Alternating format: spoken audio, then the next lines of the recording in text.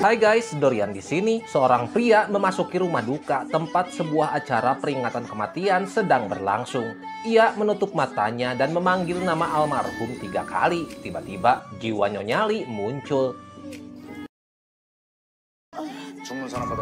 Ia melayang di udara tanpa bobot sama sekali sampai ia diberikan sebuah gelang khusus yang memungkinkannya berdiri tegak di lantai. Pria itu adalah seorang pencabut nyawa, seorang pemandu bagi arwah yang baru meninggal, yang bertanggung jawab untuk mengantar jiwa-jiwa ke tujuan akhir mereka, entah itu surga atau neraka.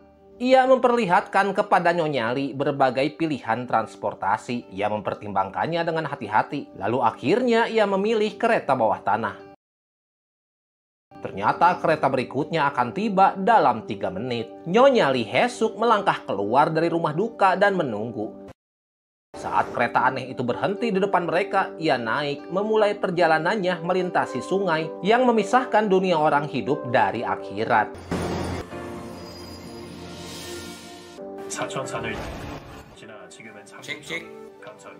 Di dalam kereta suasananya sangat tegang, penuh ketakutan. Setiap jiwa berdoa dalam diam ataupun bersuara, berharap naik ke surga dan tidak dilempar ke neraka. Kereta itu akhirnya tiba di sebuah pemberhentian yang diselimuti kegelapan yang pekat.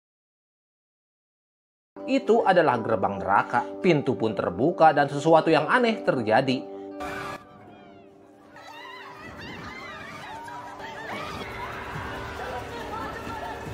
Seorang pria muda di seberangnya ditarik dengan keras ke dalam kegelapan. Ia tidak sendirian, satu persatu jiwa-jiwa yang dibebani oleh dosa-dosa ditarik keluar dari kereta dan dijatuhkan ke dalam jurang.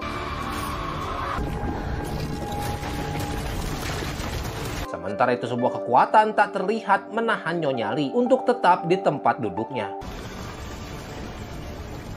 Setelah pintu tertutup, pemandangan di luar berubah. Langit pun biru, awan putih yang mengembang, burung-burung bernyanyi, bunga-bunga bermekaran, dan cahaya yang memancar memenuhi pemandangan. Secara ajaib, semua jiwa yang tersisa termasuk Nyonyali telah tiba di surga. Nyonyali bingung, ia selalu mengira dirinya ditakdirkan untuk masuk neraka. Hidupnya bagaimanapun jauh dari bersih. Hanya beberapa hari sebelumnya, di usia 80 tahun, Lee adalah seorang rentenir tangguh. Sebuah penyedot uang sejati di lingkungan miskin tempat ia tinggal. Hampir setiap pemilik toko berutang kepadanya. Setiap hari dia dan asistennya Yong-e berkeliling menagih utang. Mereka yang mencoba menghindari pembayaran akan berhadapan dengan wajah tegas Nyonyali. Sarung tangan karet dan pisau yang berkilau. Pemandangan yang menguras darah dari wajah mereka dan memaksa mereka mengosongkan dompet mereka. Namun setelah mengintimidasi para pengutang, Nyonyali dengan tenang masuk ke rumah mereka dan membuat kimchi sambil menjelaskan bahwa suaminya, Konakjun, tidak tahan dengan baunya. Dalam perjalanan pulang, ia sering dimaki-maki dan dilempari sampah oleh para tetangga. Tapi dengan pengalaman bertahun-tahun, ia mengembangkan kemampuan untuk menghindar, memprediksi serangan mereka dengan akurasi yang luar biasa.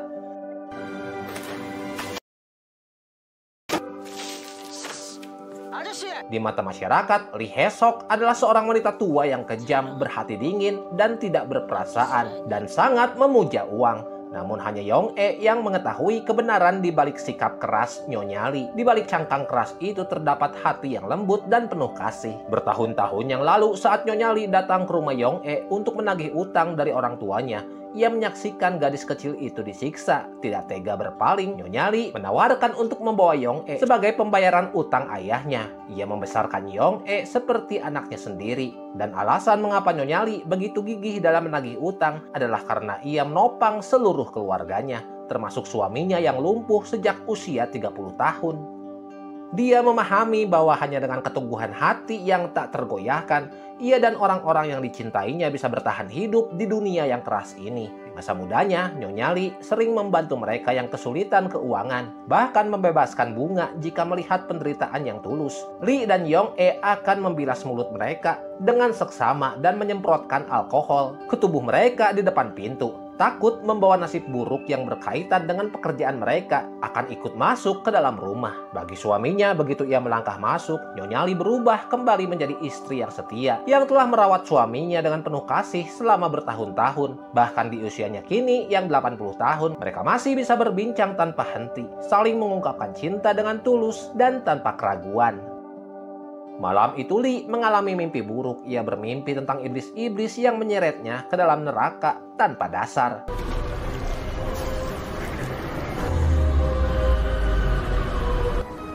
Ia menggenggam tangannya selagi suaminya menghiburnya, mengetahui bahwa selama hidup mereka, ia telah terlalu banyak membebani istrinya. Konak Jun mendambakan untuk tetap bersamanya sedikit lebih lama, tetapi juga berharap dapat segera pergi agar istrinya bisa menjalani sisa hidupnya tanpa beban. Keesokan paginya Li membeli sebuket bunga yang indah. Jun mengaguminya sambil berkata bahwa belakang kepalanya terlihat seperti buket bunga itu indah dan bercahaya. Li tertawa kecil, duduk dan bertanya, kapan dia terlihat paling cantik? Jun tanpa ragu menjawab bahwa Li selalu cantik, tapi yang paling cantik adalah saat itu, saat umurnya 80 tahun. Mata Nyonya Li mulai berkaca-kaca yang memahami makna tersirat dari kata-kata suaminya. Kemudian di hari itu, Li pergi ke gereja dan berdoa untuk suaminya, memohon kepada Tuhan agar memberikan Jun jalan menuju surga. Sedangkan untuk dirinya sendiri, seorang wanita dengan reputasi tercela, ia tak berani meminta apapun lagi, apalagi masuk ke dalam surga.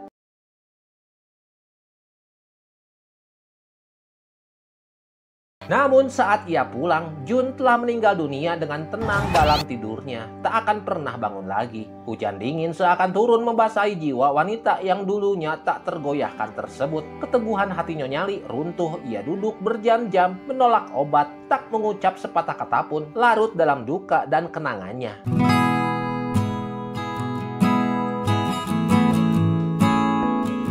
Demi memastikan masa depan yang stabil untuk anak angkatnya Yong-e, Li memaksakan diri untuk bangkit dan kembali bekerja menagih utang. Melihat benih-benih kasih sayang Yong-e kepada putra pemilik toko kue beras, Li mengajaknya berbelanja pakaian baru, mengatur kencan dan bahkan menghapus sisa utangnya sebagai bentuk hadiah untuk kesempatan cinta dari Yong-e. Namun ketika Yong-e mengetahui kebenaran, ia marah besar, menghancurkan toko dan menuntut pelunasan penuh atas utang tersebut. Akhirnya Yong-e menyadari bahwa Nyonya Li sedang mencoba memberikan segalanya sebelum kepergiannya. Ia pun menangis terseduh-seduh, tak sanggup menerima kenyataan yang akan datang.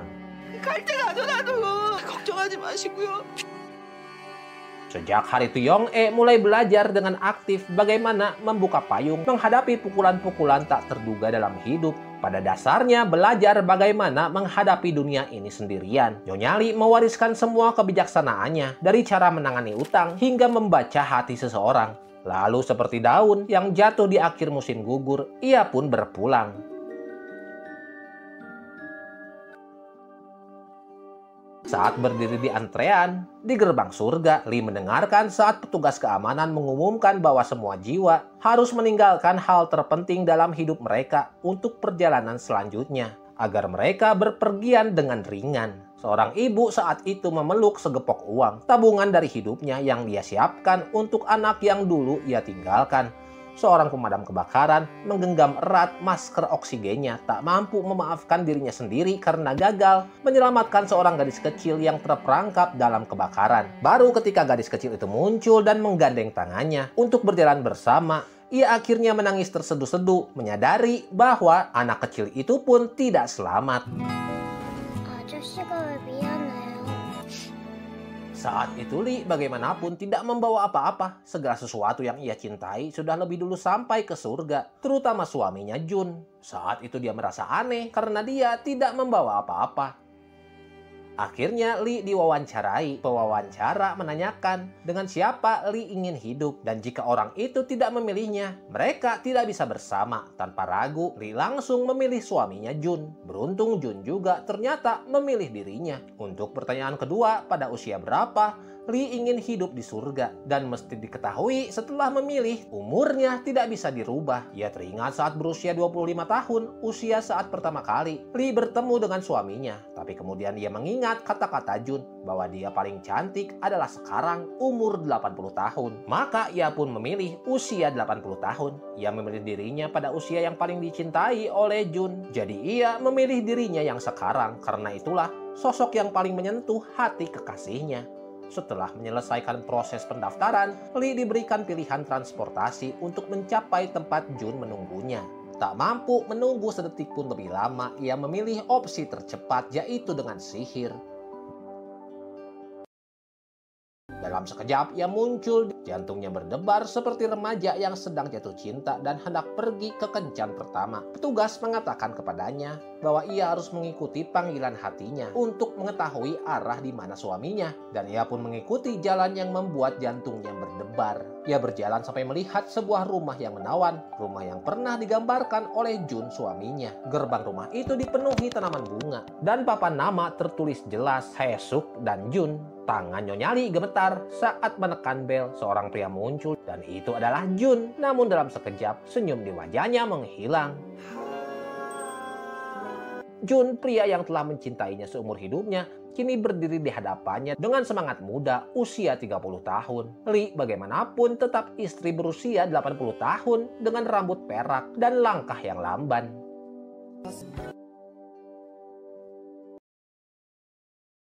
Jun setelah sejenak tertegun menatapnya dengan penuh kasih, lalu cepat-cepat menggandengnya ke taman. Vitalitas barunya memancar, ia berlari, melompat, dan berguling seperti anak kecil.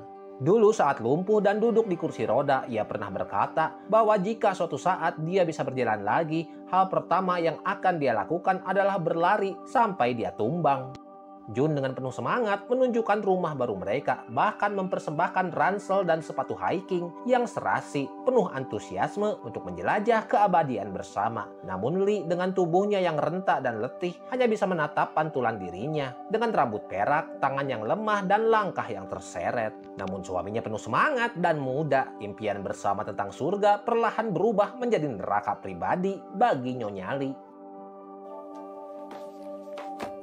Kemudian ia berjalan tanpa tujuan keluar rumah bertemu dengan para pemuda dan pemudi yang penuh semangat hidup. Saat melihat ketangan keriputnya, ia menangis dalam diam di tengah rerumputan hijau yang rimbun. Di tempat ini di mana setiap orang diberi kembali masa muda mereka yang mereka dambakan, hanya ia yang memilih untuk mempertahankan usia tuanya karena dia mempercayai kata-kata suaminya. Di tengah kesedihannya, Lee melihat seorang gadis muda dengan rambut dikepang yang sedang menatapnya dengan tajam. Di matanya tampak tatapan penuh tantangan dan kebanggaan, seolah sebuah peringatan. Saat Nyonya Lee berkedip, gadis itu telah hilang. Dalam hatinya Lee bertanya-tanya apakah dia seseorang yang pernah dicintai oleh suaminya Jun. Saat pulang rumah, ia merasa semakin tidak pada tempatnya. Jun dengan ceria sedang menyiapkan tempat tidur mereka, tapi bagaimana mungkin Lee dengan tubuh tuanya bisa berbagi ranjang dengan pria semuda itu. Ia memutuskan untuk tidur terpisah seperti saat Jun masih hidup. Jun yang menangkap keresahan istrinya bertanya. Lee tak ingin membuat suaminya sedih. Dia menyembunyikan alasan sebenarnya bahwa kata-kata Jun sendirilah yang dulu membuatnya memilih usia 80 tahun. Ia berbohong dan berkata bahwa dia hanya salah menulis usia. Keesokan paginya Jun membawanya ke tempat kerjanya yang baru, yaitu pusat dukungan surga. Segala hal di sepanjang jalan terasa baru dan menarik bagi Nyonya Lee. Ia melihat sekeliling dengan rasa ingin tahu, tapi juga merasakan perasaan terasing. Tatapan penasaran dari para pejalan kaki terasa menusuk bahkan menghakiminya. Di surga tersebut, ia adalah satu-satunya orang tua. Jun saat itu pergi bekerja dan Lee diundang mengikuti orientasi pendatang baru di aula sebelah. Di sana ia mengobrol dengan seorang gadis kecil yang duduk di depannya. Ia mengira wanita di samping anak itu adalah ibunya, tapi ternyata si gadis kecil adalah mertua dari wanita tersebut. 괜찮아요. 저희 시어머니세요. Mungkin memang setiap orang membawa serta keinginan yang belum terpenuhi, sebuah kerinduan yang mendalam. Lee sendiri telah menggenggam bayangan dirinya yang paling dicintai oleh Jun. Jun sendiri hanya menginginkan tubuh yang sehat untuk menikmati hidup sepenuhnya. Keduanya mendapatkan apa yang mereka inginkan. Namun takdir saat itu dalam kelucuannya yang kejam membuat kebahagiaan mereka tak lengkap. Pemimpin orientasi mulai menjelaskan peraturan surga. Para penghuni bebas memilih hobi dan bergabung dalam kelompok apapun yang mereka sukai. Namun kata-kata kasar dan perilaku tidak sopan sangat dilarang. Hukuman terberatnya adalah pengusiran ke neraka. Aturan-aturan yang sederhana tetapi menjadi pengingat bahwa bahkan kebahagiaan surgawi pun datang dengan tanggung jawab. Saat pertemuan berakhir, Lee kembali melihat gadis berkepang tersebut masih mengawasinya dengan tatapan yang tajam dan dingin, seolah menyimpan dendam. Lalu sama cepatnya, dengan kemunculannya, gadis itu menghilang lagi, menyisakan kegelisahan yang tumbuh di dalam hati Nyonya Lee. Jun memanggilnya, ia menggenggam tangannya dan membawanya ke restoran surga. Di sana, uang tidak dibutuhkan. Mereka hanya perlu memindai bagian belakang tangan mereka untuk menggunakan poin pahala yang telah terkumpul selama hidup di dunia. Nyonya Lee sangat gembira ketika pembayaran oleh pahalanya berhasil. Lalu mereka pun bergandengan tangan. Mereka berjalan santai di bawah matahari yang mulai terbenam. Jun mengungkapkan bahwa selama bertahun-tahun terbaring di ranjang, satu-satunya hal yang dia inginkan hanyalah bisa berjalan seperti ini bersama istrinya. Dari muda hingga tua, keinginan itu tak pernah terpenuhi hingga di surga saat ini.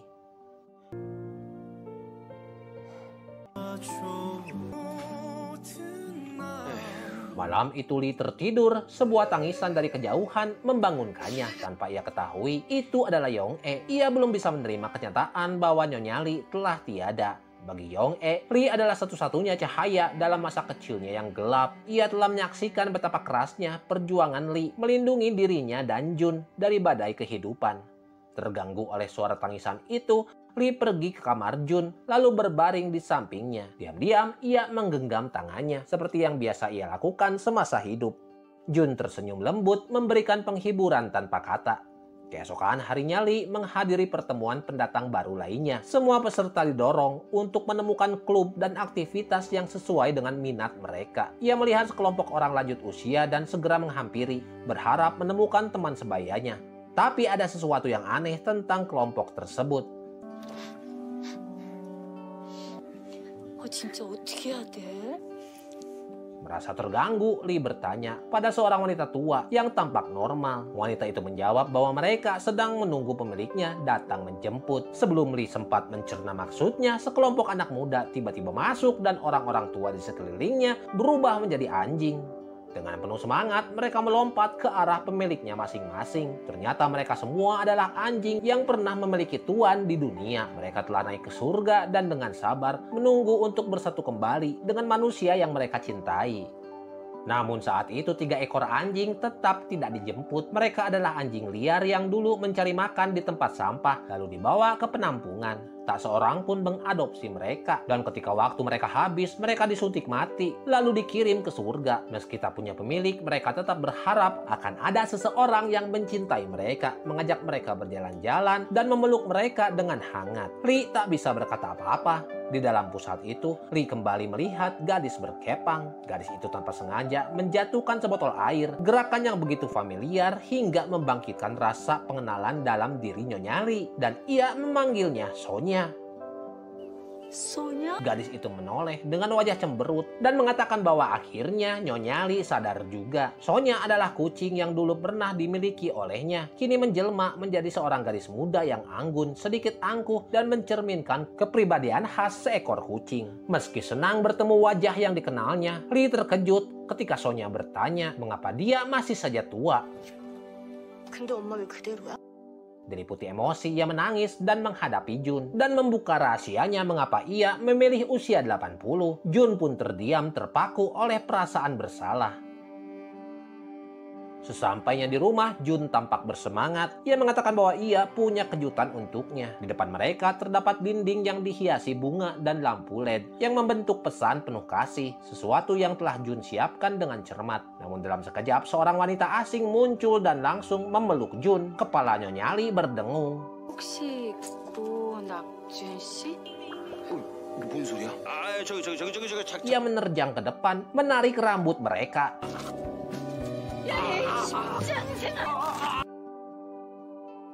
Lalu Skin berubah mundur ke kejadian sebelumnya. Sebelum wanita muda itu melompat memeluk Jun, tahapan terakhir dalam proses penyambutan pendatang baru adalah ruang kenangan, tempat para penghuni meninjau kembali kehidupan mereka. Ada yang tertawa, ada pula yang menangis. Saat giliran Lee tiba, ia mengenakan kacamata kenangan dan film kehidupannya mulai diputar.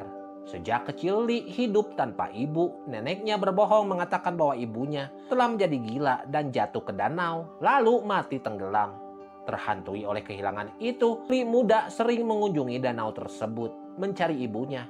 Terpikat oleh kabar suara tangisan yang terdengar dari sana, yakin bahwa itu suara ibunya. Namun ia tak pernah menemukan siapapun. Lee Hae-suk tumbuh di bawah kendali ketat neneknya. Ia dipaksa memakai sepatu bekas yang kekecilan. Ia ditekan untuk menikah dengan pria tua yang kaya dengan keyakinan bahwa menikah dengan orang kaya adalah satu-satunya jalan keluar dari kesulitannya. Namun dalam perjalanan menuju pertemuan dengan calon suaminya yang tua, ia melihat seorang pemuda bernama Ko Nak-jun. Ia seperti cahaya di tengah hidupnya yang kelam. Itu cinta pada pandangan pertama. Jun mengejar busnya, membatalkan pertemuan tersebut, dan di hadapan semua orang mengulurkan tangannya berjanji akan membawanya ke dunia yang baru. 초면에 실례인 거 알지만 저 부탁 하나만 드려도 될까요? 내 손 잡고. Lee Hae-suk saat itu memilih Jun bukan ikatan pernikahan yang diatur oleh neneknya. Namun takdir berkata lain, kebahagiaan mereka tak berlangsung lama. Tak lama setelah pernikahan, Jun mengalami kecelakaan yang membuatnya lumpuh. Sejak saat itu Lee memikul seluruh beban dunia di pundaknya. 10년 너를 보고. 떠나. Saat pemutaran memori berakhir, Lee menangis terseduh-seduh. Ia tidak mengerti mengapa kebahagiaan begitu singkat, sementara rasa sakit dan penderitaan menjadi teman abadi dalam hidupnya.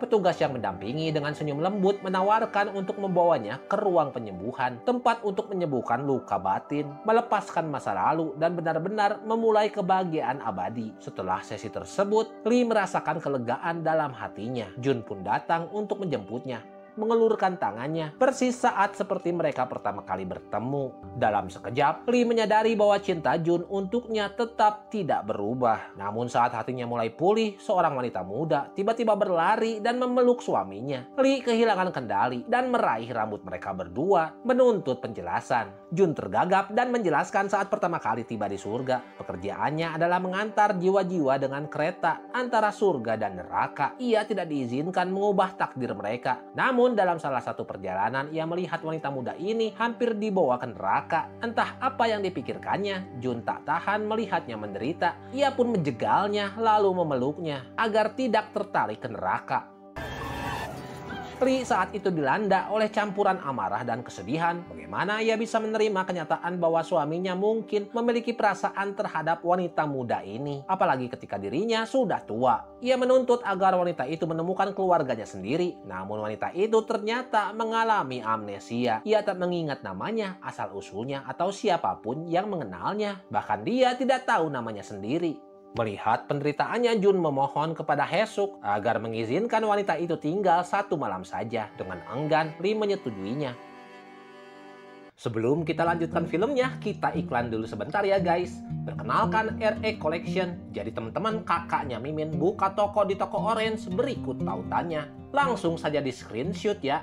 Jika kalian suka perhiasan batu-batuan, ada Guatemala Giok, Agate, China Bar, Burma Jet, Mochoy, Uji, dan lain-lain. Harganya bermacam-macam ya guys, gak mahal kok, cuma antara 50 sampai 300 ribu rupiah saja. Lihat deh, bagus banget teman-teman. Kalau dipakai tuh kelihatan cocuit gitu, cantik. serta tidak banyak orang yang tahu atau belum banyak orang yang pakainya, guys. Kalau kalian mau buat hadiah atau dipakai sendiri juga boleh. Apalagi kalian yang suka style Korea-Koreaan, kalian wajib lirik-lirik toko ini. Dijamin puas. Mimin doain yang cewek-cewek dapat artis Korea kayak Son Suku, dan yang cowok-cowok dapat artis Korea juga kayak Kim Hye-ja. Sedangkan Mimin tetap dapat Han Jimin yaitu Somi. Karena apa? Karena cocok. Lanjut.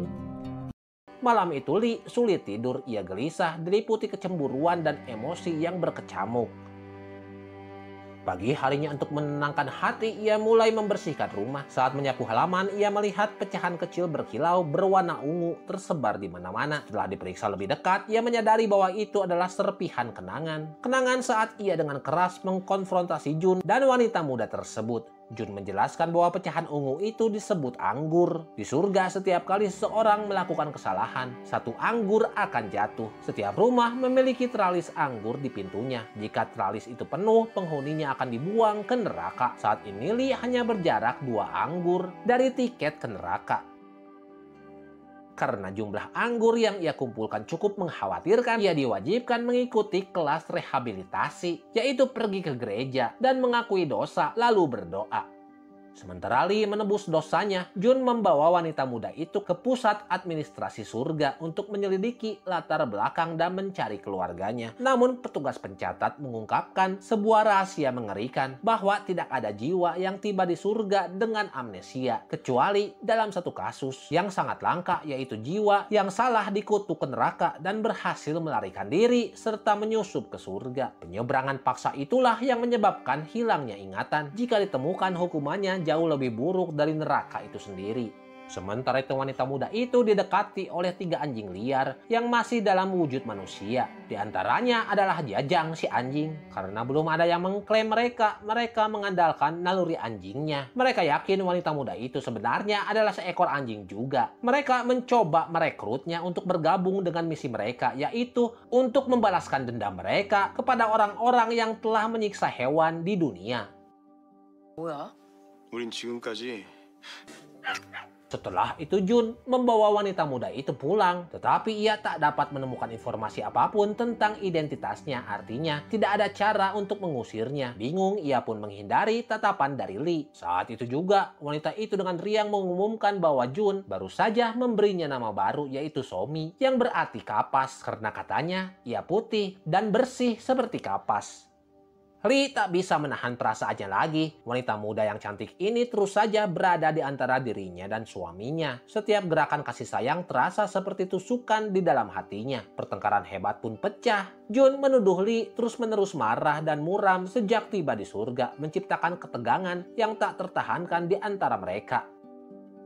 Setelah pertengkaran tersebut, Lee memutuskan untuk pergi. Ia mencari perlindungan di tempat satu-satunya yang masih membuatnya merasa aman, yaitu ibunya. Dengan bantuan direktur pusat surga, ia menaiki bus aneh yang menuju ke surga di tahun 1950.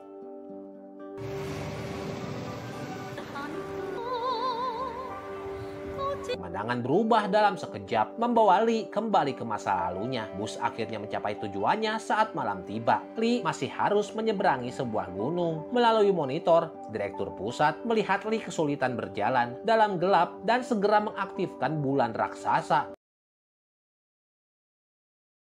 Sesampainya di sebuah rumah, Lee melihat seorang wanita muda yang cantik keluar dari rumah tua yang reyot. Tanpa ragu, wanita itu langsung mengenali anaknya. Meskipun penampilannya kini sudah keriput dan menua, di mata sang ibu, Lee akan selalu menjadi anak kecilnya. Lee memeluk ibunya sambil menangis terseduh-seduh. Ibunya memasakkannya makanan sederhana dan Lee makan sambil terisak. Akhirnya menemukan ketenangan setelah seumur hidup penuh penderitaan. Malam itu bersandar di pelukan ibunya seperti anak kecil yang terluka. Lee menangis sambil menceritakan semua keluh kesahnya, terutama tentang suaminya yang tidak membelanya. Untuk membantu Lee memahami arti memaafkan, ibunya menceritakan masa lalunya yang pahit. Setelah menikah dengan suaminya, ternyata suaminya membawa pulang wanita lain. Ibunya terpaksa merawat suami dan selingkuhannya, bahkan menjadi pengasuh bagi anak mereka. Namun secara ajaib, sang ibu mengembangkan kasih sayang yang mendalam pada anak itu. Kemudian suatu hari, Saat suami dan selingkuhannya sedang bepergian bersama, kecelakaan kereta api merenggut nyawa keduanya. Sang ibu pun mengambil anak yatim piatu itu dan membesarkannya seperti anak kandungnya sendiri. Mendengar ini Li tersentak, ternyata anak itu adalah dirinya. Cintanya kepada sang anak yang terus bertarung dengan luka dan keinginan untuk melupakan kenangan pahit di rumah tersebut. Sang ibu akhirnya meninggalkan Lee Hae-suk, tetapi hatinya tak pernah berhenti merindukan putrinya tersebut. Ia telah belajar bahwa ikatan takdir lebih kuat daripada darah. Pada saat itu Lee memeluk ibunya erat sambil menangis. Diliputi rasa bersalah karena merasa dirinya telah menjadi beban dalam hidup sang ibu yang ternyata bukan ibu kandungnya. Keesokan paginya setelah malam penuh air mata, Lee Hae-suk dengan lembut membelai wajah ibunya. Ia mulai memahami semua penderitaan yang telah dilalui oleh ibunya tersebut. Saat melangkah keluar, ia menemukan Jun telah menunggunya. Diliputi dengan emosi, Lee dan Jun menaiki bus kembali ke rumah. Di dalam bus, Lee mengulang kata-kata ibunya bahwa di dunia ini takdir lebih kuat daripada darah. Hati mereka akhirnya kembali terhubung. Namun begitu membuka pintu, mereka menemukan Somi sedang menunggu. 걱정 많이 했어요. Gelombang kecemasan menyelimuti Hae-suk. Meskipun Jun bersikeras bahwa ia hanya pernah mencintai Lee Hae-suk dan sama sekali tidak mengenal Somi sebelumnya. Maka pada saat itu Lee berusaha mengubah sikapnya terhadap Somi. Dia percaya bahwa pertemuan dengan seseorang adalah soal takdir. Melihat Somi hanya makan bubur polos, dia diam-diam mengambilkan lauk dari kulkas. 그쪽도 뭔 사연이 있겠지. Keesokan paginya Somi bangun dan mendapati Sonya berdiri di depan pintu, menatapnya dengan tatapan aneh seolah mereka pernah saling mengenal. Somi mulai mempertanyakan identitas asli Sonya, berharap bisa membuka ingatan yang hilang dan memahami mimpi buruk yang terus menghantuinya. Dalam mimpinya ia terus-menerus dikejar oleh sosok bayangan yang mengerikan. Setiap malam ia terbangun dalam ketakutan, perasaan akan ingatan yang terkubur seakan mencakar bawah sadarnya. Tepat saat Sonya hendak menjawab, seekor kupu-kupu melintas. Dengan keingintahuan seperti anak kecil, ia mengejar kupu-kupu itu. Somi pun ikut mengejarnya. Interaksi bermain mereka mengejutkan Lee dan Jun yang melihat dari kejauhan. Sonya biasanya bersikap dingin, namun anehnya ia tampak tertarik kepada Somi. Mereka berdua tampak seperti kucing yang bermain dengan kupu-kupu. 소미 씨랑 놀다가 우리가 부르니까 가냐 섭섭하게. Sementara itu Lee terus menghadiri kebaktian di sebuah gereja untuk rehabilitasi. Dalam perjalanan pulang, Lee menemukan Somi sedang menunggunya sambil memegang payung. Somi berkata bahwa hari ini akan hujan, namun langit benar-benar cerah. Lee merasa sedikit cemas, namun tetap menggenggam tangan Somi dan membawanya pulang untuk menyiapkan makan malam. Tiba-tiba sebuah kok bulu tangkis terbang ke arah mereka.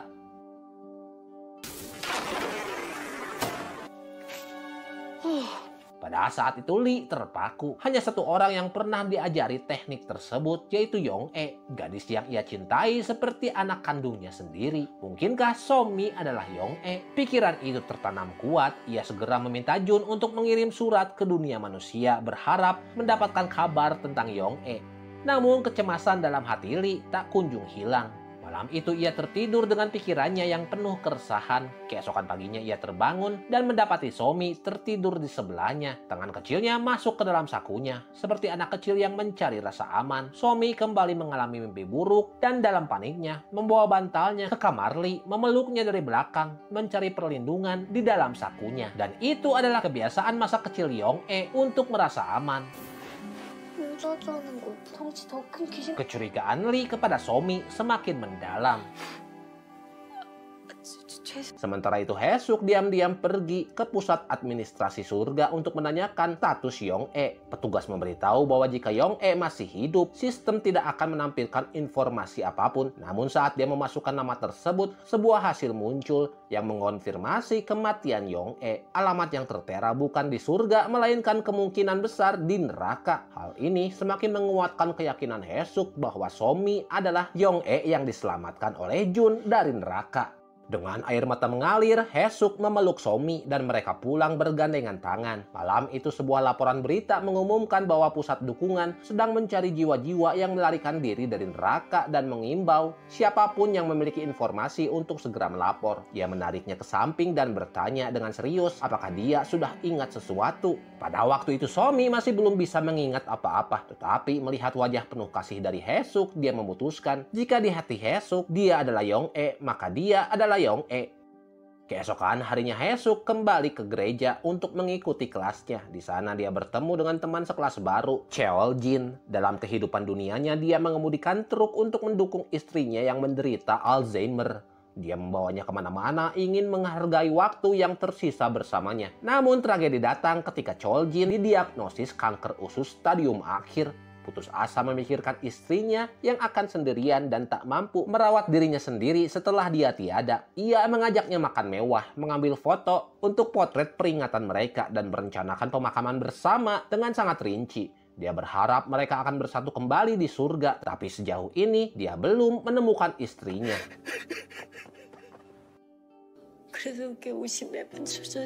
Saat Haesuk mendengarkan dengan penuh perasaan, keributan terjadi di luar. Mereka telah menemukan identitas asli Cheol-jin.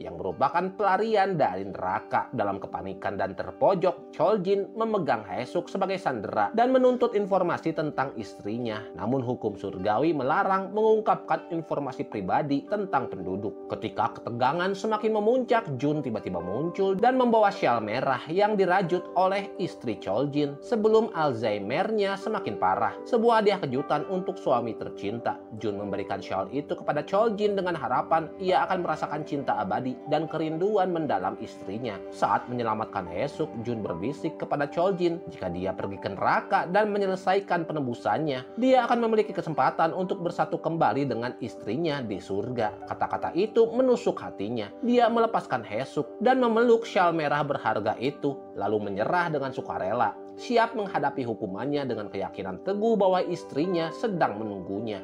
Setelah krisis teratasi, Haesuk dan Jun pulang, tapi mendapati Somi bersembunyi di dalam lemari dengan mata yang penuh ketakutan.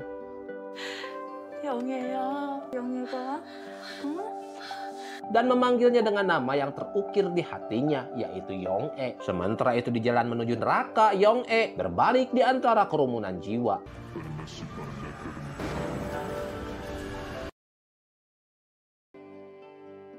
Haesuk dan Jun berjalan pulang bergandengan tangan dan menemukan jumlah anggur di teralis mereka telah naik menjadi 5. Hanya satu lagi dan Haesuk akan diusir ke neraka karena bergosip tentang pendeta. Nakjun dengan panik memohon agar dia tetap di rumah dan menghindari masalah lebih lanjut. Haesuk berjanji hanya akan pergi ke gereja untuk kelas dan langsung pulang. Di kelas Haesuk belajar bahwa pendeta baru itu meninggal saat berumur 5 tahun dan masih menyimpan dendam karena orang tuanya meninggalkannya. 자매님이 어떻게 알아요?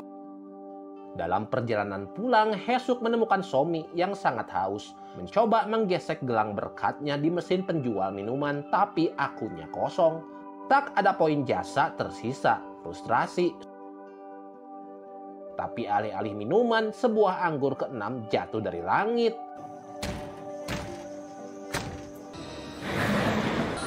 Kereta menuju neraka tiba dan langsung menyeretnya. Sementara itu Nakjun tidak mengerti apa yang terjadi kepada istrinya karena dia sedang bekerja sebagai tukang pos. Nakjun memohon kepada kepala administrasi agar ada cara menyelamatkan istrinya. Bahkan jika itu berarti turun ke neraka, ia ingin bersama Haesuk. Pada titik ini, Jajang si pemimpin anjing liar yang dulu ingin menyaksikan hukuman orang jahat memutuskan untuk ikut bersama Nakjun ke neraka. Sementara itu Haesuk tiba di gerbang neraka, dunia suram dan kacau penuh teriakan dan bayangan. Sangat berbeda dengan ketenangan di surga, orang-orang bertengkar lalu berkelahi.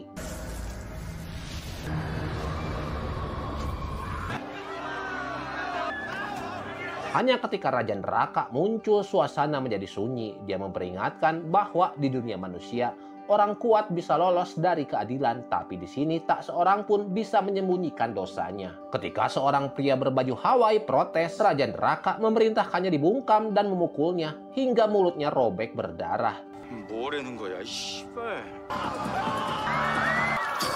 Semua termasuk Heesuk menjerit ketakutan dan tak ada yang berani menantang lagi. Satu persatu mereka mengantri untuk pemindai dosa. Pemindaian cepat menampilkan semua pelanggaran mereka di dunia dan menetapkan tingkat neraka yang sesuai. Saat giliran Heesuk, mesin menampilkan tidak terklarifikasi. Dia dibawa ke ruang terpisah dan dengan terkejut menemukan Yong-e. Anehnya Yong-e tidak lagi dalam bentuk Somi, tapi kembali ke penampilan aslinya. Nyonya Lee saat itu bingung bertanya-tanya mengapa hanya dia yang dibawa oleh kereta neraka sementara Somi tetap di surga. Dia bertanya kepada Yong-e mengapa dia ada di sini, tetapi gadis itu gemetar ketakutan, tidak bisa mengingat apa-apa. Hanya tahu bahwa lingkungan di sekitarnya membuatnya takut. 한민주.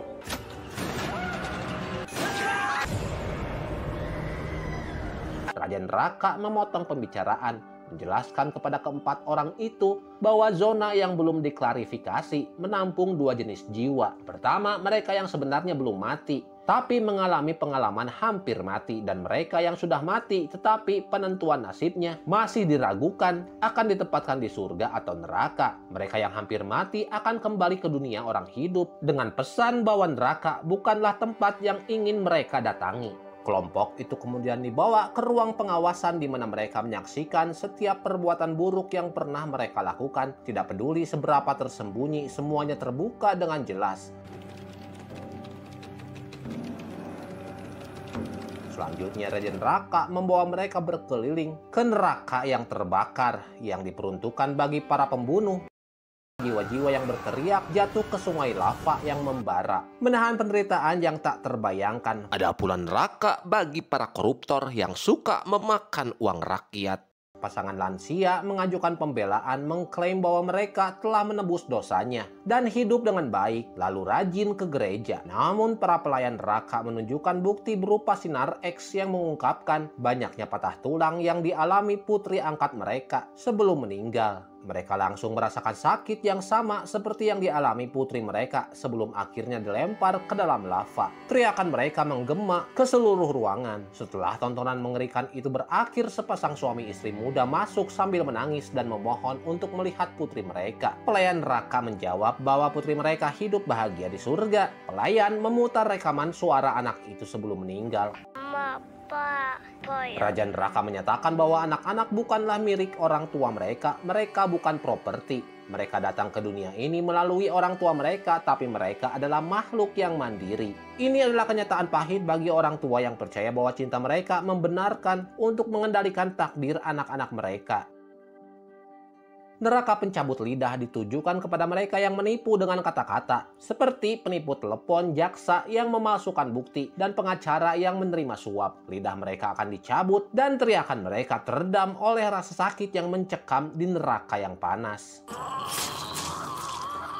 Sebelum kita lanjutkan filmnya, kita iklan dulu sebentar ya guys. Perkenalkan RE Collection. Jadi teman-teman, kakaknya Mimin buka toko di toko Orange, berikut tautannya. Langsung saja di screenshot ya.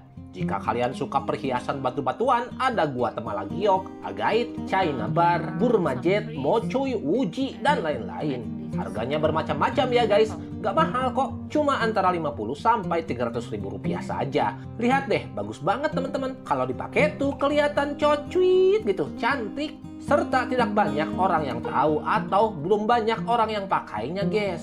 Kalau kalian mau buat hadiah atau dipakai sendiri juga boleh. Apalagi kalian yang suka style Korea-Koreaan, kalian wajib lirik-lirik toko ini. Dijamin puas. Mimin doain yang cewek-cewek dapat artis Korea kayak Son Suku. Dan yang cowok-cowok dapat artis Korea juga kayak Kim Hyeja. Sedangkan Mimin tetap dapat Han Jimin yaitu Somi. Karena apa? Karena cocok. Oh iya guys, info juga. Ini orangnya sama ya, sama Bong Ye-bun. Gadis dengan kekuatan super yang suka megangin pantat orang di film Mimin sebelumnya.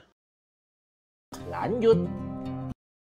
Pemberhentian berikutnya adalah tempat para pezina, pelaku inses, dan mereka yang mengejar cinta terlarang. Kita melihat neraka bagi sopir angkutan umum yang suka menunggu penumpang sampai 2 tahun. Tak peduli pada penumpang yang sudah naik di mobilnya, mereka akan mengalami kegelapan seperti ini selama 20.000 tahun. Sepasang muda-mudi berpelukan erat dalam sel batu yang dingin. Lega karena mereka masih memiliki satu sama lain. Namun harga dari cinta terlarang adalah siksaan abadi. Neraka angin panas menghukum mereka yang menggunakan bahasa berbunga-bunga untuk memanipulasi orang lain. Mulai dari politisi hingga nabi palsu dengan angin yang tajam seperti pisau yang mengiris tubuh mereka.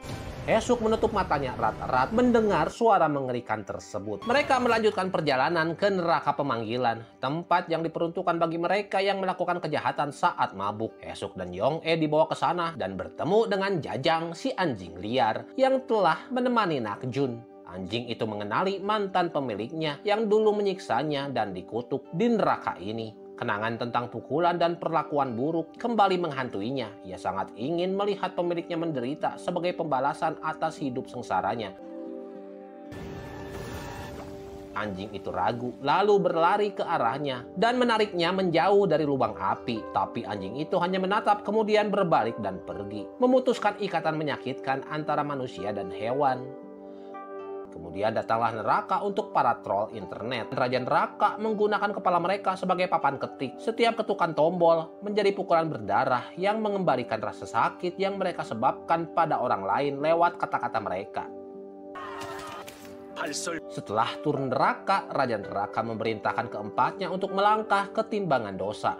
Jika dosa mereka mencapai 50 atau lebih, mereka akan secara resmi dikutuk ke neraka. Saat Hesuk melangkah ke timbangan, jarum menunjuk sekitar angka 50. Kecemasan tergambar jelas di wajahnya.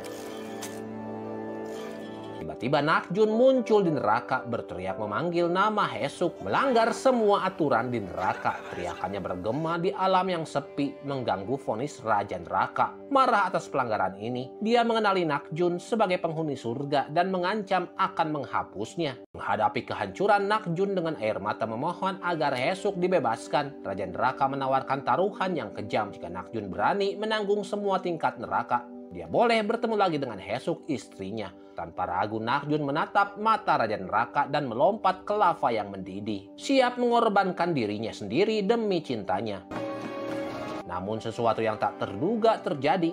Tidak ada api dan tidak ada rasa sakit. Nakjun membuka matanya dan mendapati dirinya terbaring di padang rumput hijau yang subur. Dia ternyata kembali di surga. Ia berlari pulang dan menerobos pintu. Sangat gembira menemukan istrinya aman dan tidak terluka. Ia memeluknya sambil tertawa dan menangis bersamaan. Ternyata saat Hesuk berdiri di timbangan, mengetahui bahwa dia akan dipisahkan dari Nakjun selamanya, dia menangis putus asa. Namun keajaiban terjadi saat air matanya menetes jatuh. Jarum timbangan dosa bergeser sedikit, akhirnya menetap di angka 49,99. Cukup untuk lolos dari neraka. Raja neraka memperingatkan dengan tegas bahwa dosa-dosanya hanya seutas benang. Saat giliran Yong-e ditimbang, sesuatu yang lebih tak terduga terjadi. Jarum tidak bergerak sama sekali. Semua orang termasuk Raja neraka bingung. Adegan berubah tiba-tiba. Mereka kembali ke surga dan bersuka cita atas keselamatan mereka. Kemudian keraguan tentang identitas Yong-e muncul kembali. Dia langsung bertanya apakah Yong-e adalah Somi. Namun Yong-e bingung, tidak tahu siapa Somi itu. Dia menjelaskan bahwa dia sangat merindukan Hesuk sejak kematiannya dan tiba di neraka setelah kecelakaan mobil. Mereka pergi ke pusat surga dan menemukan Somi sedang memohon kepada kepala administrator untuk mengirimnya ke neraka sebagai tebusan agar Hesuk bisa kembali dengan selamat. Hesuk yang mendengarnya menyela perdebatan tersebut. Dia pun menangis dan langsung memeluknya, mengekspresikan kekhawatiran dan kelegaan. Ketiganya lalu pulang bersama. Di rumah, Hesuk menghadapi Somi, menanyakan siapa dirinya sebenarnya. Somi bersikeras bahwa dia tidak punya ingatan dan tidak sengaja meniru siapapun. Tindakannya murni naluriah. Sementara itu, Nakjun kembali bertugas sebagai tukang pos surgawi, mengantarkan pesan cinta dari surga. Kliennya saat ini adalah seorang wanita yang baru meninggal, yang membawa buku tabungan dan pesan untuk putrinya, seorang pengantin yang sedang mengadakan pernikahan di bumi. Nakjun tiba di pernikahan tepat saat upacara hendak dimulai. Pengantin wanita, meski ditemani kakak laki-lakinya, menangis karena sedih ibunya tidak bisa hadir di hari istimewanya. Saat itu Nakjun mendekat dan menyerahkan surat dari ibu mereka di surga. Di dalam surat itu ada buku tabungan yang telah diisi dengan tekun selama bertahun-tahun. Terharu, para saudara itu menangis dan memeluk Nakjun yang menggantikan ibu mereka. Nakjun menyampaikan kata-kata ibu mereka yang berterima kasih karena mereka telah tumbuh menjadi orang yang luar biasa. 이렇게 둘 다 잘 커져서 고맙다. Setelah mengantarkan surat tersebut, Nakjun segera bergegas ke pengantaran berikutnya sambil meminta Somi yang menemaninya ke bumi untuk mencoba mengembalikan ingatannya. Namun perhatian Somi tertangkap oleh gambar pada kaos seorang pejalan kaki. Ingatan samar muncul dalam mimpinya tentang seorang wanita muda yang menari di tepi pantai. Sosok yang sama persis dengan gambar di baju tersebut. Setelah pria itu pergi, Nakjun dan Somi kembali ke surga dengan janji untuk kembali mencari petunjuk yang lebih banyak. Haesuk akhirnya memahami sumber kecemasannya. Ibu mertuanya yang ditakuti telah datang tanpa diundang. Bahkan di surga, meski sudah berusia 80 tahun, ketakutan terhadap ibu mertuanya tetap sama kuatnya. Sang ibu mertua memeriksa setiap sudut rumah dengan kritik tanpa henti, sementara Haesuk hanya mengikutinya di belakang, tak berani mengucapkan sepatah kata pun sebagai perlawanan. Setelah makan malam, saat Nakjun menawarkan diri mencuci piring, ibu mertua mengejeknya karena bertingkah seperti perempuan. Nakjun yang saat itu sudah sampai batas kesabarannya dengan lembut menyarankan bahwa zaman sekarang ibu mertua harus berteman baik dengan menantunya, seperti pergi berbelanja bersama dan menikmati spa bersama. Mengejutkan, kata-kata itu menyentuh hati ibunya, siap untuk belanja dan spa. Dia pun mengajak Haesuk keluar keesokan harinya. Haesuk yang takut menghadapi ibu mertuanya membuat alasan dan kabur ke gereja untuk berdoa. Di sana ia menemukan pendeta yang sedang flu, lalu merawatnya, memasak ubi bersama, dan menikmati hari yang damai. Sebagai anak kecil, ia selalu menunggu ibunya menjemput di gereja setiap hari. 나를 찾으러 올 엄마를 기다리고 엄마. 기다림이다. Saat itu ibunya berkata bahwa dia akan pergi.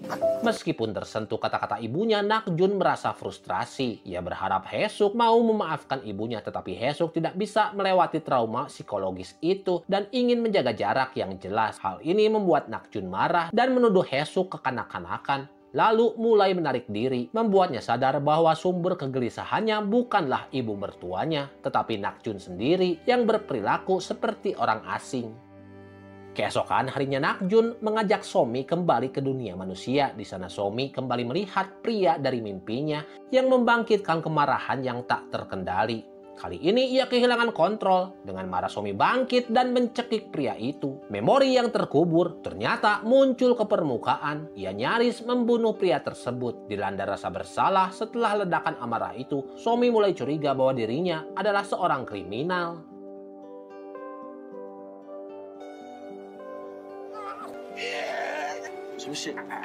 Dia berpikir kenapa ia tak bisa menyentuh benda di dunia manusia, tetapi bisa mencekik pria tersebut.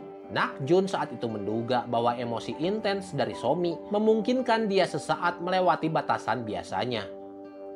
Pada perjalanan berikutnya, Somi melihat mainan bayi jatuh ke tanah dan mencoba untuk mengambilnya, tapi tidak bisa. Nakjun meletakkan tangannya di bahu Somi dan kali ini dia bisa mengambil mainan tersebut dan mengembalikannya pada anak itu. Begitu dia menyentuh bayi tersebut, Somi menangis terseduh-seduh. Kesedihan yang luar biasa menyapu dirinya seolah-olah sebuah luka di dalam hatinya terkoyak.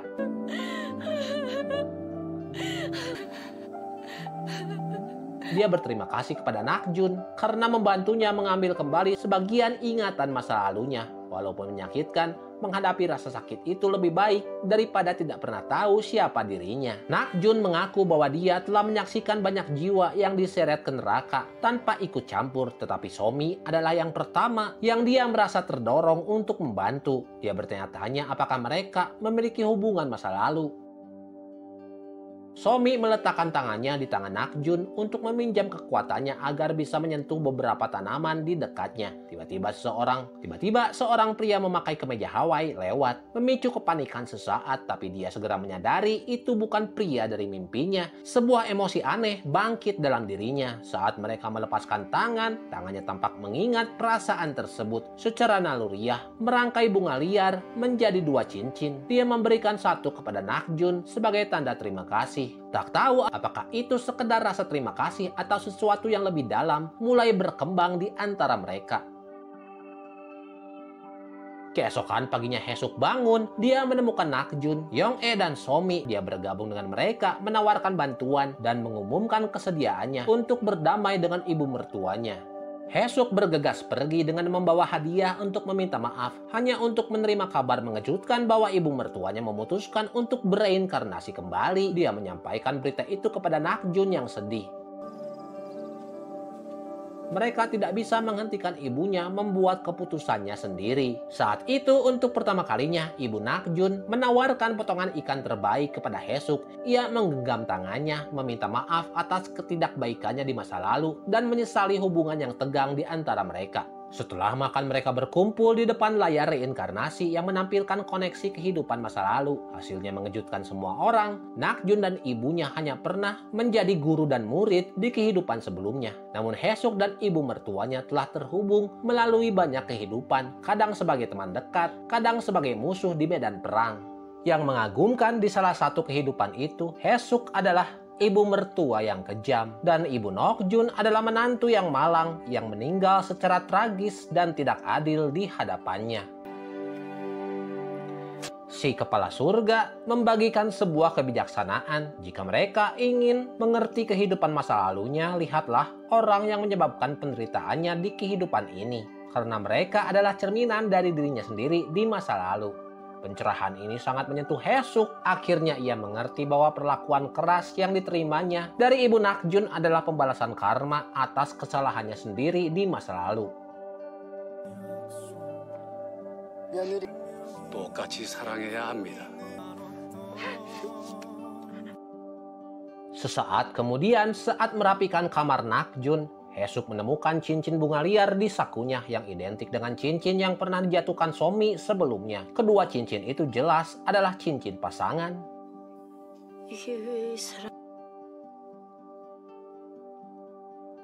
Sementara itu di dunia manusia, Nakjun didekati oleh seorang pria asing. Pria itu menjelaskan bahwa pada hari itu dia merasa seperti dicekik dan Nakjun entah bagaimana ikut campur dan menyelamatkannya. Dalam percakapan mereka, Nakjun mengetahui bahwa pria itu adalah mantan detektif yang membuatnya terkejut. Mengapa Somi menyimpan dendam sebesar itu terhadap pria ini? Ketegangan meningkat ketika pria itu memperkenalkan dirinya sebagai Kang Jong-gu.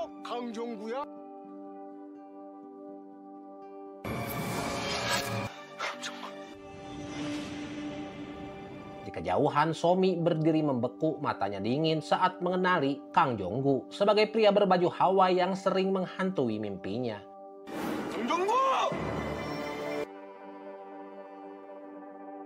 Ingatan memenuhi pikiran Nakjun. Ia menangkap pria itu dan menuntut keberadaan seseorang. Teriakan Jong-gu menarik perhatian orang-orang yang lewat. Dalam kekacauan itu, Jong-gu melepaskan diri dari genggaman Nakjun dan berlari ke jalan. Namun pada saat itu dia teringat sesuatu. Sebelum ia menyelesaikan kalimatnya, sebuah truk melaju dan menabraknya. Roh Jong-gu kemudian mendapati dirinya melayang di antara dunia dan akhirat. Orang-orang berjalan menyaksikan dengan ngeri. Bahkan salah satunya menembus dirinya. Nakjun yang masih marah menangkap roh itu, menuntut tahu di mana seseorang itu disembunyikan. Saat itu Somi yang dipenuhi energi gelap muncul dan mengangkat Jong-gu tinggi-tinggi.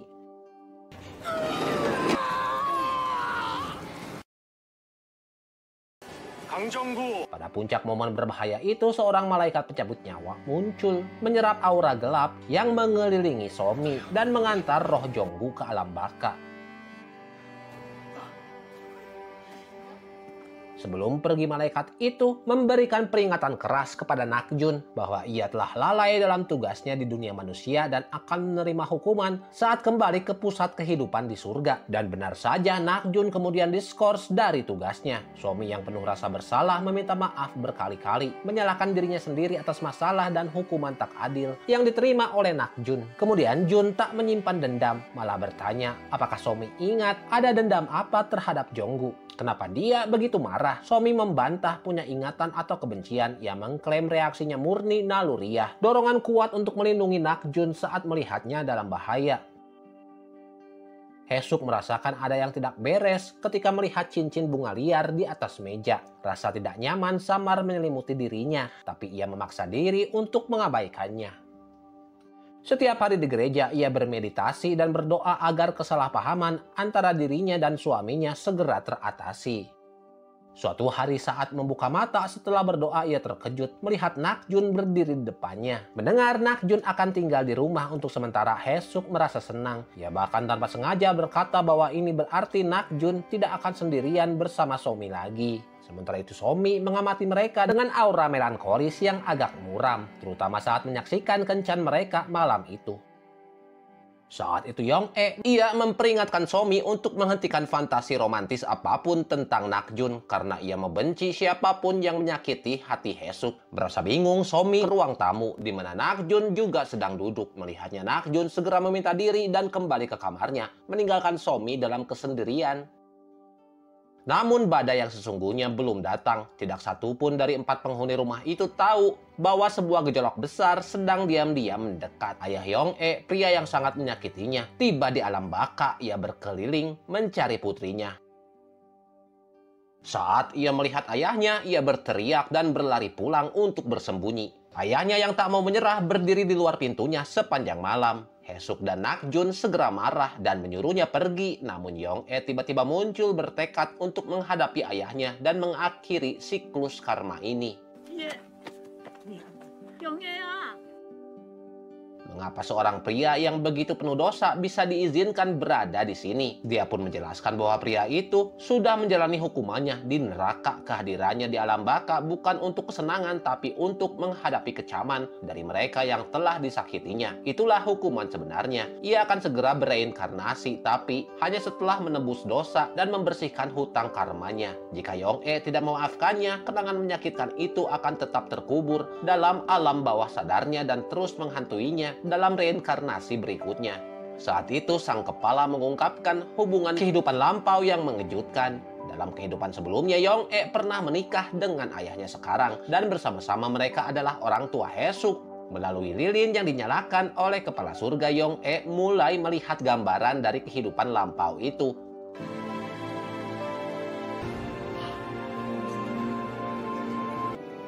내 품 안에 있는 너한테서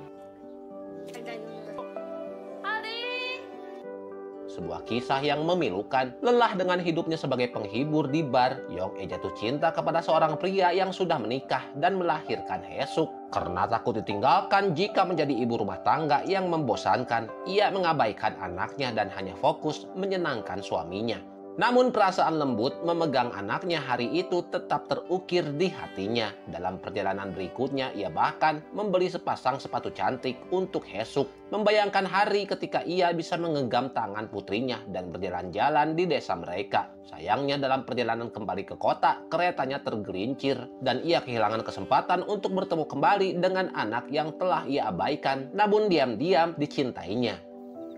돌아가면 같이 손잡고 동구박까지 넌 내 욕심이었어. Yong-e menangis penuh rasa bersalah dan penyesalan ketika melihat Haesuk menunggunya di depan rumah mereka. Mereka saling berpelukan erat seolah ingin menebus semua tahun yang hilang. Yong-e dengan berlinang air mata mengenang malam-malam panjang di dunia manusia, merindukan pelukan hangat Haesuk. Sementara ia gagal menjalankan tugasnya sendiri sebagai ibu. Orang yang memberinya penghiburan adalah anak yang dulu ia tinggalkan. Haesuk lalu menggenggam tangan Yong-e dan mendesaknya untuk kembali ke dunia manusia, menjalani hidup yang bahagia, mencintai orang yang diinginkannya, memiliki anak yang cantik, dan menikmati masa tua yang damai. Kemudian dia berjanji bahwa mereka akan bertemu lagi. Yong-e tersenyum dan perlahan memudar, jiwanya akhirnya menemukan kedamaian. Di dunia manusia, Yong-e yang telah koma selama 3 bulan akibat kecelakaan tiba-tiba mulai menangis. Tanda-tanda vital membaik, dia perlahan mulai sadar.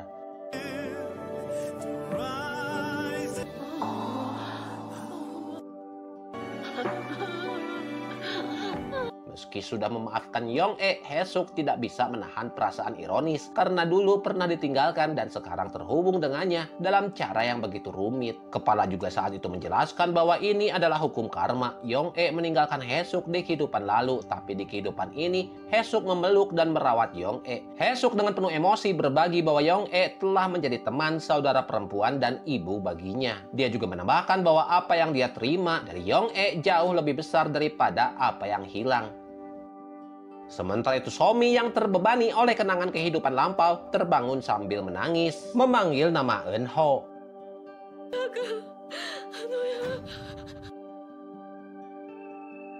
Ia memutuskan untuk memberitahu Nakjun semuanya. Yang mengejutkan, nama itu membuat Nakjun terdiam. Ia menggenggam bahu Somi dan bertanya bagaimana Somi tahu tentang Eun-ho. Somi bingung dan mengaku bahwa ia hanya tahu anak itu dari mimpinya. Nakjun akhirnya mengaku bahwa anak laki-laki itu berhubungan dengannya dan memohon Somi untuk segera memberitahunya jika dia ingat sesuatu lagi. Di saat yang sama di gereja, pendeta terus berdoa. Sejak tiba di alam baka, ia sangat ingin bertemu lagi dengan ibunya. Setelah semua doa itu, orang pertama yang masuk ke gereja tersebut adalah Haesuk. Pendeta yakin bahwa dia adalah ibunya. Haesuk dengan lembut menjelaskan bahwa dia dan Nakjun tidak memiliki anak, tapi jika pendeta mau, dia dengan senang hati akan menjadi sosok ibu baginya di kehidupan ini. Di rumah, Haesuk menceritakan kejadian di gereja kepada Nakjun tanpa menyadari bahwa Somi menguping dari belakang. Lalu sebuah kalimat menusuk hati Somi bahwa mereka tidak pernah punya anak. Somi saat itu terkejut jika mereka bukan orang tua Eun-ho. Lalu anak siapa Eun-ho itu? Malam itu Somi bermimpi lagi. Kali ini dia melihat seorang anak laki-laki berlari ke pelukan seorang wanita. Dan ternyata wanita itu adalah dirinya.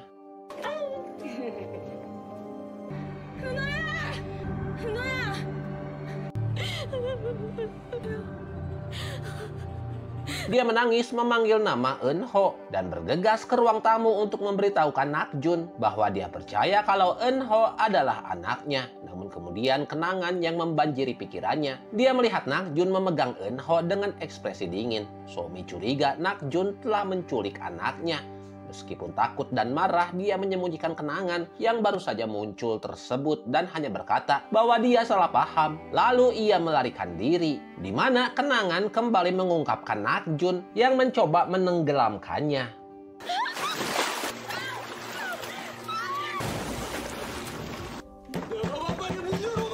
Dalam pandangan Somi, Nakjun tidak lain adalah iblis. Ketakutan, dia mengambil benda di dekatnya, lalu memukulkannya. Sementara itu Haesuk tidak menyadari drama yang sedang terjadi. Dia dan pendeta menghadiri festival undian kehidupan. Pemenangnya akan memasuki mimpi orang yang masih hidup untuk mengungkap nomor undian. Sementara Haesuk sibuk dengan undian, konflik antara Nakjun dan Somi semakin memanas. Somi curiga bahwa Nakjun sudah mengetahui identitas aslinya sejak awal dan hanya berpura-pura membantunya untuk mengorek informasi. Saat Somi mengkonfrontasinya, Nakjun dengan dingin memperingatkan bahwa dia tidak peduli siapa dirinya. Namun jangan berkata sembarangan di depan Haesuk. Kata-katanya seperti pisau menusuk hati Somi yang sangat menghargai waktu mereka bersama. Satu-satunya perhatian Nakjun adalah Haesuk. Dengan hati yang hancur, Somi duduk sendirian di bangku menyaksikan sepasang kekasih berjalan bergandengan tangan. Mengingatkan pada momen manisnya sendiri dengan Nakjun, berlari bersama di bawah hujan, dan berbagi ciuman. Kenangan itu muncul saat ingatan Somi mulai pulih.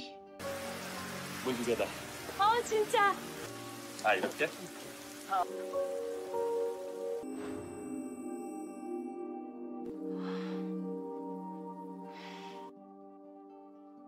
Di rumah, Haesuk dengan penuh semangat menunjukkan undangan final kepada Nakjun. Dia menyatakan niatnya untuk menang dan membawa nomor pemenang untuk Yong-e. Nakjun tetap diam, wajahnya penuh rahasia yang tak terucapkan. Keesokan harinya Haesuk mengikuti babak final bercerita. Meskipun Nakjun ingin menemaninya, dia menolak karena takut semakin gugup. Dia hanya meminta Nakjun untuk tetap di rumah dan mendukungnya lewat televisi. 6 finalis bergiliran membawakan cerita mereka. Siapapun yang menggerakkan hati 100 juri akan mendapat skor sempurna dan akan menang. Para peserta pertama menyampaikan kisah-kisah tragis untuk menarik simpati. Namun kontestan kelima tidak peduli dengan menang atau kalah. Dia menjelaskan bahwa dia tidak datang untuk berkompetisi, melainkan untuk menyampaikan pesan kepada suaminya yang telah meninggal. Dengan siapa dia melakukan bunuh diri bersama, dia mengungkapkan rasa terima kasihnya atas cinta dan perawatan tanpa henti dari suaminya selama bertahun-tahun. Cerita penuh perasaan itu membuat penonton dan para juri meneteskan air mata. Bahkan Haesuk pun sangat tersentuh. Wanita itu mendapatkan nilai 99, nilai yang tertinggi sejauh ini. 난 다시 당신의 아내가 되고 싶어. Mengetahui bahwa dia membutuhkan nilai sempurna untuk menang, dia menceritakan perjalanan hidupnya yang sulit melalui gambar dan lukisan. Namun ceritanya gagal menyentuh seperti yang dia harapkan. Beberapa juri menguap, bahkan ada yang menarik suara mereka kembali. Jam hitung mundur terus berjalan dan nilainya tetap rendah dengan mengecewakan. Dengan langkah yang berani, dia meninggalkan ceritanya sendiri dan memanggil pendeta yang ada di antara penonton, mendesaknya untuk menceritakan kisahnya. Tak ragu pendeta itu maju dan menceritakan tentang dirinya saat berusia 5 tahun, menunggu setiap hari di depan gereja dengan harapan bertemu ibunya lagi. Cerita itu membuat seluruh penonton menangis. Namun pembawa acara tiba-tiba bertanya, lalu apa hubungannya ini dengan Haesuk? Saat itulah Haesuk mengambil langkah. Dia mengkritik dengan tajam seorang ibu yang meninggalkan pendeta itu bertahun-tahun lalu, membiarkan anak kecil sendirian dan kedinginan, menunggu dengan sia-sia. Ibu yang tidak bertanggung jawab itu, ungkapnya, adalah dirinya sendiri. 유지야. 이해숙. Auditorium meledak dengan kejutan dan emosi. Dalam momen puncak, Haesuk membuka tangannya dan memeluk pendeta itu yang menangis terseduh-seduh memanggilnya ibu.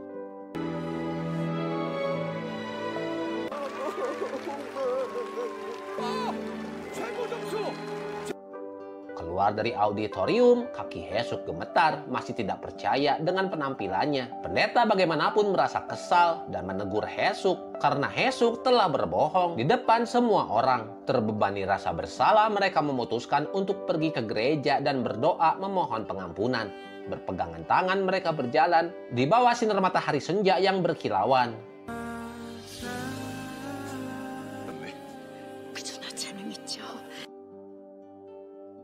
Di rumah, sebuah ingatan penting menghantam Somi. Dia teringat dan bertanya kepada Eunho tentang potret keluarga yang berisi 3 orang. Eunho mengidentifikasi setiap orang. Yang di kanan adalah Nakjun, di tengah adalah dirinya, dan di kirinya adalah ibunya. Somi menyusun petunjuk-petunjuk itu. Dia dan Nakjun pernah memiliki hubungan terlarang dan anak itu adalah hasil cinta mereka. Kebenaran pahit mulai terungkap. 당신과 나는 사랑하는 사이였어요.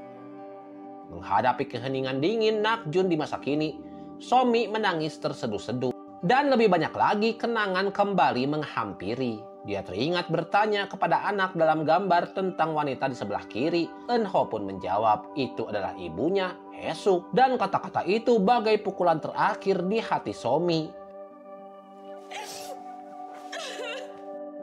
Sehari sebelum pendeta itu bereinkarnasi, kedekatan mereka mencapai puncaknya. Pendeta itu ingin tinggal bersama Haesuk sedikit lebih lama dan bersikeras untuk mengantarnya pulang. Saat berpisah, dia berbalik dan berjalan pergi. Tapi beberapa langkah kemudian dia berhenti, terbakar oleh emosi dan menangis terseduh-seduh.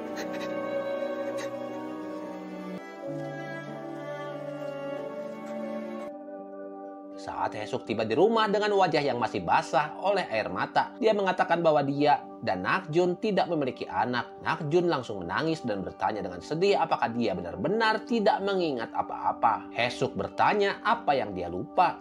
Nakjun menariknya ke pelukan dan berbohong bahwa dia takut dia melupakan kenangan bahagia mereka bersama. Somi menyaksikan pelukan hangat itu dengan rasa cemburu serta kemarahan muncul dalam dirinya.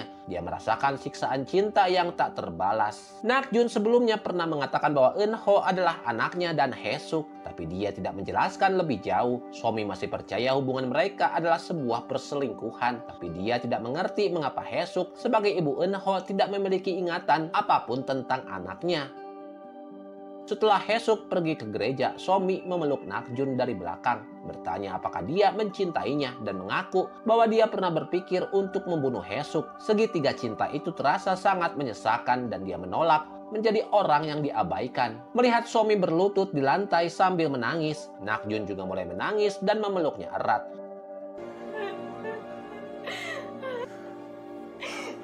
Namun pelukannya membuat Somi yakin akan cintanya. Dengan gembira dia mengajaknya berjalan sambil meminta Nakjun menggendongnya. Seperti saat Nakjun pernah menggendong Haesuk, Nakjun menurut menggendongnya melewati pepohonan. Momen manis yang mereka bagi membuat Somi merasa puas. Dia tidak lagi peduli menemukan jati dirinya yang sebenarnya atau apakah Nakjun benar-benar mencintainya.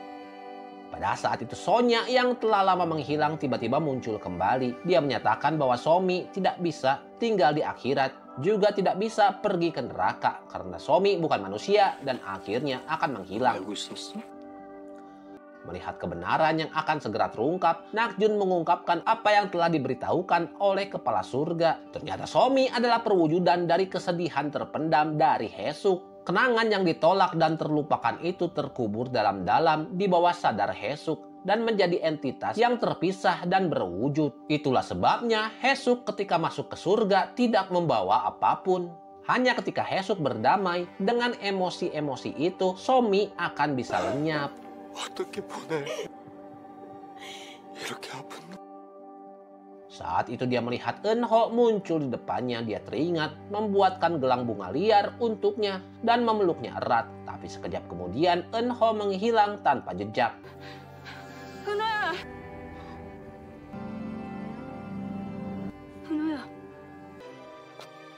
순간 Pada saat yang sama Haesuk tiba di gedung pusat surga untuk mengantarkan pendeta pergi bereinkarnasi. Staf panik mencari pendeta kemana-mana. Setelah mengetahui pendeta itu tiba-tiba menghilang, Haesuk ikut panik dan ikut bergabung dalam pencarian. Di tengah keramaian, kenangan menyakitkan yang terlupakan kembali muncul. Bertahun-tahun yang lalu Haesuk mengajak Eunho yang berumur 5 tahun berjalan-jalan. Eunho yang keras kepala meminta mainan dan menolak meninggalkan tempat mainan tersebut.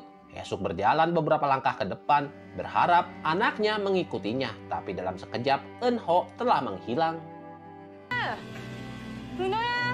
Haesuk dan Nakjun segera melaporkan kehilangan itu kepada polisi. Polisi bernama Kang Jonggu ditugaskan untuk menanganinya. Namun berbulan-bulan berlalu tanpa kabar. Hancur oleh hilangnya Eunho, Haesuk jatuh gila. Dia menolak makan dan minum, menghabiskan hari-harinya menangis sambil memeluk boneka seolah-olah itu adalah anaknya Eunho. Untuk membantunya sembuh, Nakjun dengan sedih membakar boneka-boneka tersebut. Dia bahkan berharap Haesuk bisa melupakan Eunho sepenuhnya dan menemukan kekuatan untuk melanjutkan hidup. Setelah menghibur Haesuk, Nakjun pergi ke kantor polisi untuk menanyakan perkembangan kasusnya. Hanya untuk mengetahui bahwa Kang Jonggu telah mengundurkan diri dari kepolisian. Seorang petugas yang baik hati memberitahu bahwa Kang Jonggu tiba-tiba menjadi kaya raya dalam semalam, membeli mobil baru dan membawa keluarganya jalan-jalan ke luar negeri. Ternyata Kang Jonggu bersekongkol dengan sebuah panti asuhan, mendaftarkan anak-anak sebagai yatim piatu dan diam-diam menjual mereka ke Amerika.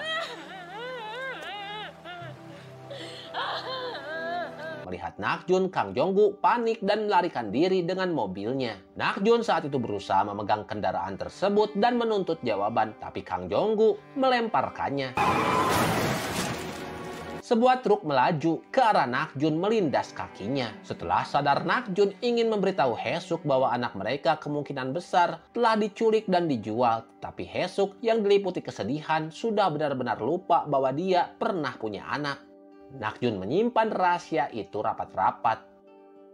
Hesuk dan Somi secara bersamaan mengingat kembali kejadian traumatis itu. Somi berubah menjadi roh yang pendendam, marah menenggelamkan Hesuk dengan rasa bersalah karena telah melupakan Eunho. Nakjun segera maju dan menarik Somi untuk pergi, mengaku bertanggung jawab menyembunyikan kebenaran. Mereka melihat Eunho kecil berjalan ke arah mereka. Saat Eunho mendekat, dia berubah menjadi pendeta setelah dewasa. Pendeta itu adalah putra dari Hesuk. Dia tidak pernah bisa menerima bahwa ibunya yang dia rindukan sepanjang hidupnya telah melupakan keberadaannya. Mereka bertemu sebagai orang asing dan kemudian tanpa sadar hidup bersama sebagai ibu dan anak. Kepala surga mendorongnya untuk merenungkan waktu yang dia habiskan bersama Hesuk. Pendeta teringat doa malamnya untuk bisa melihat ibunya lagi dan menyadari bahwa mungkin Tuhan telah mengabulkan permohonannya dengan memberinya pengalaman akan kehangatan seorang ibu sebelum mengungkapkan hubungan sebenarnya. Dia melepaskan dendamnya, muncul di ingatan ibunya untuk menghibur dan meyakinkan bahwa dia tak perlu merasa bersalah karena dialah yang keras kepala karena terlalu menginginkan mainan tersebut saat dia kecil.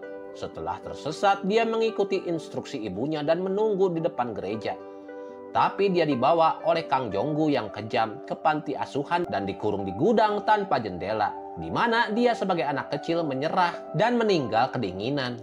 Dia berharap Somi bisa melepaskan keterikatannya agar dia bisa terlahir kembali. Dengan bujukan lembut dari Eunho, Somi menghilang seperti asap. 많이 추웠고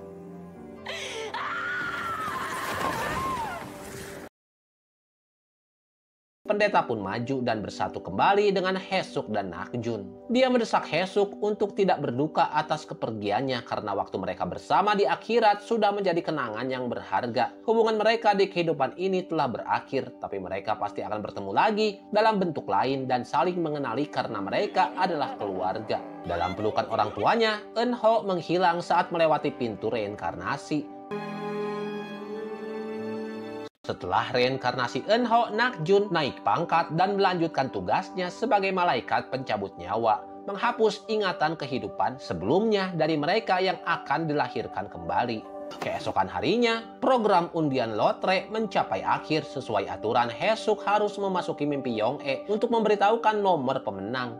Di rumah lama mereka, Hesuk melihat dengan bahagia sekelilingnya. Kepala surga mengingatkannya agar segera memberitahu Yong-e nomor-nomornya dan menyelesaikan tugasnya karena dia harus kembali ke surga sebelum Yong-e terbangun. Melihat Hesuk, Yong-e memeluknya erat, sangat gembira. Hesuk lalu mengucapkan nomor pemenang kepada Yong-e dan menyuruhnya untuk mengingat dengan baik. Dengan dorongan Nakjun, Hesuk dengan cerdik mengubah nomor itu menjadi sebuah sajak yang mudah diingat dan mengajarkannya kepada Yong-e. Ini berhasil dengan sempurna. Yong-e pun terbangun mengingat mimpinya dan sajak tersebut. Dia menggumamkan nomor-nomor itu dan pergi membeli tiket lotre di toko. Di sana dia bertemu dengan kurir yang dia hutangi uang. Saat mengejarnya, dia tanpa sengaja meninggalkan tiket lotre yang sudah diisi. Kembali ke toko, Yong-e terkejut mendengar nomor pemenang diumumkan. Nomor-nomornya sama persis dengan tiketnya. Namun saat mengejar kurir, dia melewatkan kesempatan memenangkan jackpot. Kurir itu yang jatuh cinta kepada Yong-e mulai bekerja lembur dan menggunakan tabungannya untuk membelikannya sepasang sepatu sebagai hadiah. Yong-e saat itu berpura-pura tidak senang, tapi segera memakai sepatu baru itu setelah pria itu pergi.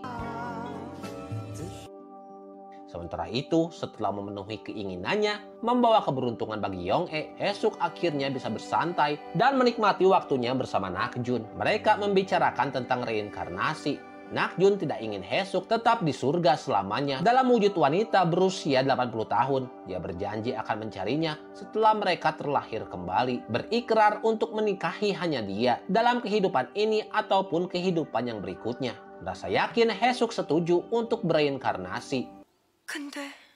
Hari reinkarnasi akhirnya tiba. Berpakaian dengan pakaian terbaiknya, Hesuk berjalan bergandengan dengan Nakjun. Mereka berjalan melalui hutan, berhenti untuk beristirahat sejenak di tepi sungai. Sebuah pohon perlahan muncul di permukaan air. Melewatinya berarti reinkarnasi. Nakjun menggendong Hesuk menyeberangi sungai tersebut. Dia mengambil kesempatan itu untuk mengungkapkan sebuah kebenaran yang belum pernah diketahui oleh Haesuk. Ini adalah pernikahan ke-23 mereka dalam berbagai kehidupan sebelumnya. Haesuk menantikan untuk melanjutkan hubungan mereka sebagai suami istri. Namun, ekspresi Nakjun berat. Dalam setiap kehidupan sebelumnya, Haesuk telah menderita bersamanya. Dia tidak lagi ingin membawa penderitaan kepadanya. Dia ingin dia meninggalkannya dan menjalani hidup yang sama sekali berbeda, hidup tanpa dirinya. Haesuk memandang pintu reinkarnasi yang ada di depannya. Dia tidak menyangkal bahwa bersama Nakjun telah membawa penderitaan, tetapi meskipun ada kesulitan fisik, dia juga merasakan cintanya dan merasa sangat terpenuhi. Dia tidak bisa membayangkan meninggalkannya dalam sekejap.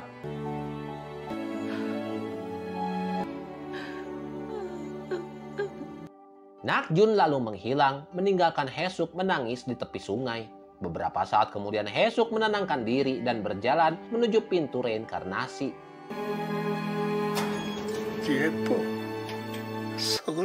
Puluhan tahun berlalu dalam kehidupan barunya. Di tengah kerumunan orang, mereka langsung mengenali satu sama lain dan bergegas saling menemui. Dan drama ini pun tamat. Terima kasih telah menonton. Jika Anda suka dengan drama-drama Korea yang penuh fantasi dan plot twist, like serta tinggalkan ulasan di kolom komentar. Dan kita akan bertemu lagi di drama-drama Korea selanjutnya. Akhir kata saya Dorian, undur diri. Annyeong. Di sebelah sana ternyata ada yang lagi ngangon munding.